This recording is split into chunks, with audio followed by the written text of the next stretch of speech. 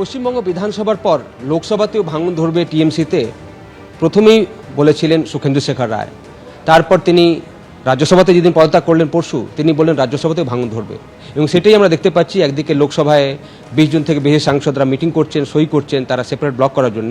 অন্যদিকে তার পদত্যাগের পর আজকে সুস্মিতা দেবও পদত্যাগ করলেন টিএমসি এবং রাজ্যসভার পদ থেকে। আমাদের সঙ্গে সুখেন্দু শেখর রায় রয়েছেন, তার থেকে আমরা জেনে নেব কীভাবে তিনি এই আভাসটা পাচ্ছিলেন এবং তিনি প্রথমে যেটা বলেছিলেন সেটাই মিলে যাচ্ছে। আমি এই দলটা যে উঠে যাবে এই আভাসটা আমি পেয়েছিলাম অভয়াকাণ্ডের সময়, যে বিস্ফোরণ সেই সময় থেকে। এবং আমি আমার ঘনিষ্ঠ মহলে বলেছিলাম যে আগামী বিধানসভা নির্বাচনে এই দল টিকবে না। তারপরে নির্বাচনের পরে যখন ফলাফলের জন্য অপেক্ষা রয়েছে সেই ইন্টারভেনিং পিরিয়ডে, তখন আমি আসন সংখ্যা পর্যন্ত বলে দিয়েছিলাম কাউকে যে বিজেপি অন্তত 180 থেকে 200 সিট পাবেই। তো যাই হোক, এটা আমার 59 বছরের রাজনৈতিক অভিজ্ঞতা থেকে আমি বলেছি, আমি জ্যোতিষী নই। এরপর যখন একটা পোস্টমর্টমের জন্য এমপিদের মিটিং ডাকা হলো, সেখানে নেতৃত্বের যা মুড দেখলাম, যে মানুষের রায়কে অস্বীকার করছে, স্বীকার করতে চাইছে না, অগ্রাহ্য করছে, তখন আমি বেরিয়ে এসে সেই দিন থেকে 7 দিন ধরে আমি বলেছি দল ভাঙবে, উঠবে। তার কারণগুলো আমি ব্যাখ্যা করেছি, আমি নতুন করে বলতে চাই না।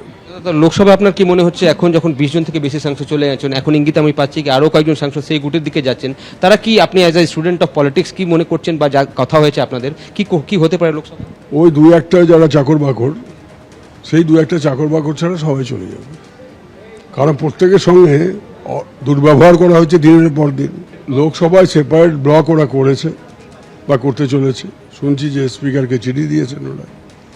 আরও কিছু লোকজন যদি জোগাড় হয়ে যায়, তাহলে যত বাড়বে তত এরা শক্তিশালী হবে, এবং ওরা যারা ওই চাকর বাকর, তারা চাকর বাকরের মতো থাকবে। রাজ্যসভা আপনি পদত্যাগ করেছিলেন, এর একটা ইঙ্গিত পাওয়া যাচ্ছিল আরও রাজ্যসভার সাংসদরা পদত্যাগ করবেন। আজকে সুস্মিতা দেব পদত্যাগ করেছেন, আপনার কি মনে হয় আরও উইকেট পড়বে রাজ্যসভায়? অবশ্যই পড়বে। একটা প্রতিক্রিয়া যখন শুরু হয়েছে, তার তো একটা গিয়ে সমাপ্ত হবে, একটা জায়গায় গিয়ে থেমে শেষ হবে। তো এই প্রক্রিয়াটা শুরু হয়ে গেছে বিধানসভা থেকে রাজ্যসভা, লোকসভা, সব জায়গায়।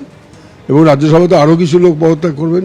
আমি তো বলছি পুরসভা, ত্রিস্তর পঞ্চায়েত, বিজেপি কত লোককে নেবে সঙ্গে, যারা অনেকেই চাইছে বিজেপিতে যোগ দিতে। বিজেপিতে বলেছে না, এখন দরজা বন্ধ। কালকে যদি বিজেপি দরজা খুলে দেয়, আমার তো তৃণমূল করার কেউ থাকবে না। উজ্জ্বলিত নাট্যশালা সম রে আছিল এ মোর সুন্দরী পুরী, কিন্তু একে একে শুকাইছে ফুল এবে নিবিছে দেউটি। হচ্ছে একটার পর একটা ফুল শুকিয়ে যাচ্ছে, একটার পর একটা দ্বীপ নিভে যাচ্ছে। এবিপি আনন্দ, এগিয়ে থাকে, এগিয়ে রাখে।